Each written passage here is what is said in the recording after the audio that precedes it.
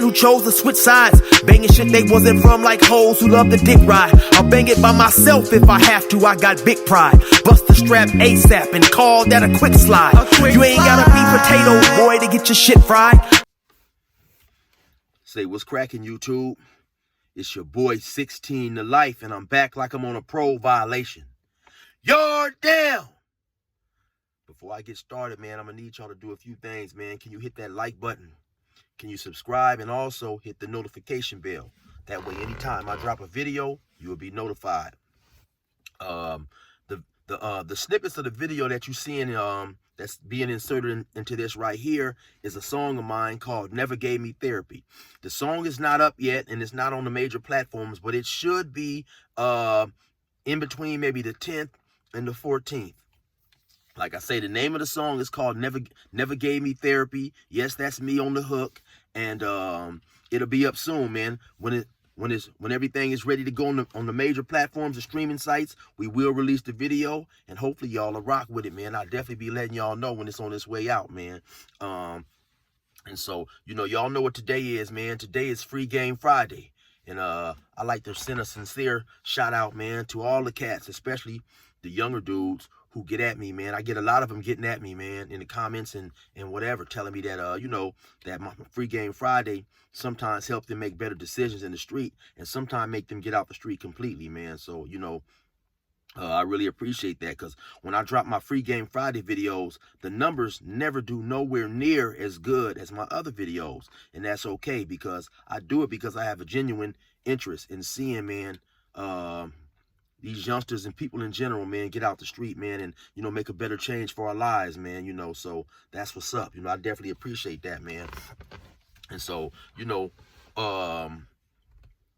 right here, what I'm gonna talk about, I guess, right here, man, I'm gonna call this, man, an image to die for. You know what I'm saying? Because I know the streets have changed. Well, not necessarily have changed, but they have changed to a certain in a certain way since social media kicked in. You know what I'm saying?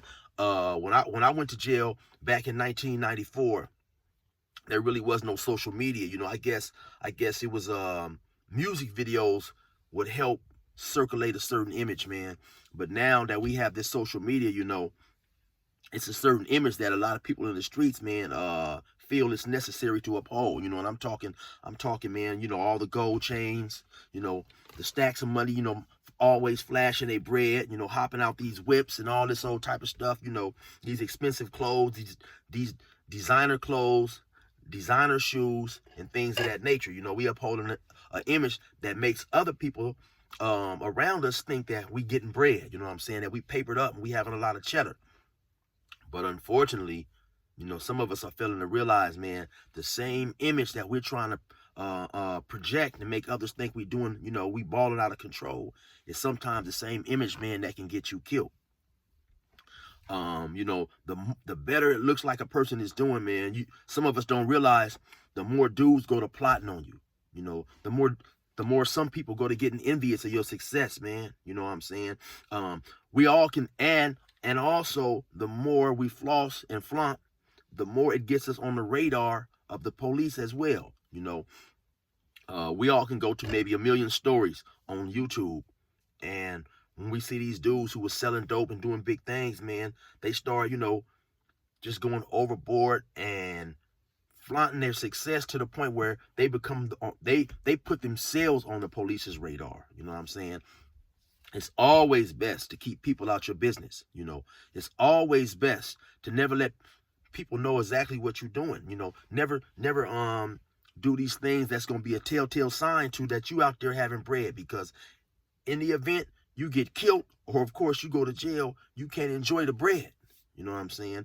The main thing is to enjoy the bread, to be able to, you know, enjoy the fruits of your labor. You know what I'm saying? And eventually leave the game. You know, I know many of us, we use being poor or not being able to find a job as an excuse to start selling drugs and hop into the game. But then after a while, when the money get good, we get comfortable with that lifestyle. Now we have enough money and the means now to exit the game, but now we become comfortable with this lifestyle, and we forgot our initial goal. You know, now we at the club popping bottles, we buying expensive whips, we buying chains, and we attracting a crowd that really don't mean us no good. You know, the crowd is just there to enjoy the good time. You know, you have some of these dudes and some of these females who are with you not because of who you are, but because of who you are in the moment, because of what you're doing, man. And we got to realize that, y'all, because the streets don't love nobody. And when you go to jail, you get caught up, you get knocked, and you get a gang of time. You can best believe, man, it's going to be very few, if anybody, that's there. You know, all them dudes that you hanging out with, smoking weed, and y'all going up, they not fit to be around, man. And that's just real talk. You know what I'm saying? You know, I can tell you from experience, man. And the older homies in the hood, sometimes they don't explain all this stuff to us, man. They don't explain that out here riding for your hood, or even if you're not balling out of control, you out there in your hood, you gang banging, you representing a certain area that really belongs to none of us. You know what I'm saying? But we represent that area, and then when you go to jail, all your homies that you was out there with, doing this every day, sliding on cats, them dudes forget about you, man. Or they're not in a position themselves to help you, man. They're not supposed to come down to the county jail and visit you. And then especially when you get sent to prison and you go, you know, 500-600 miles away, possibly, you know, sometimes your mom is not in a financial position to be able to come see you. You know, sometimes they had me, man, 7-8 hours away. You know what I'm saying? In order for your family to make a trip, they'll have to hop up at 2 or 3 in the morning.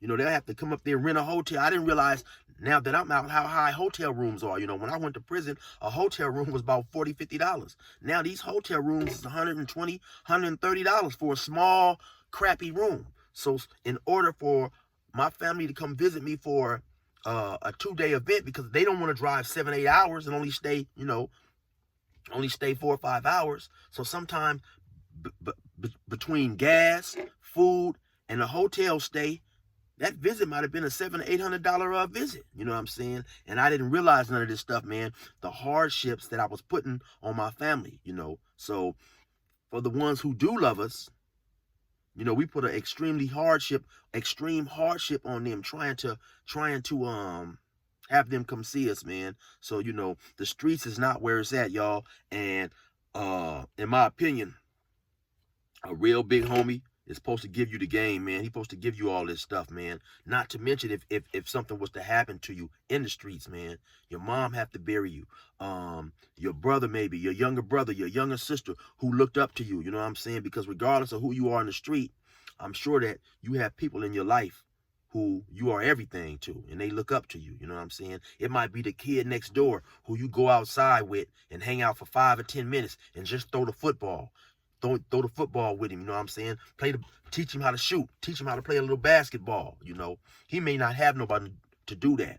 And you spending time with him is precious, man.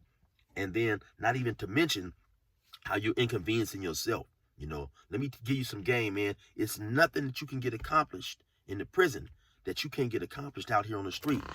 And you can accomplish those things on the street even 10 times, you know what I'm saying, better than what you can do in the prison. It's nothing you can get accomplished in the prison, you know. So, man, I want everybody to just pay attention, man, and, you know, really work on having an exit plan, man, because, you know, if you don't plan on getting out of the streets, nobody lasts forever. And that's just the way that it goes, man. And now, I bet you, man, because I know all these dudes that we see on YouTube who was out here having big bread, and now they locked up.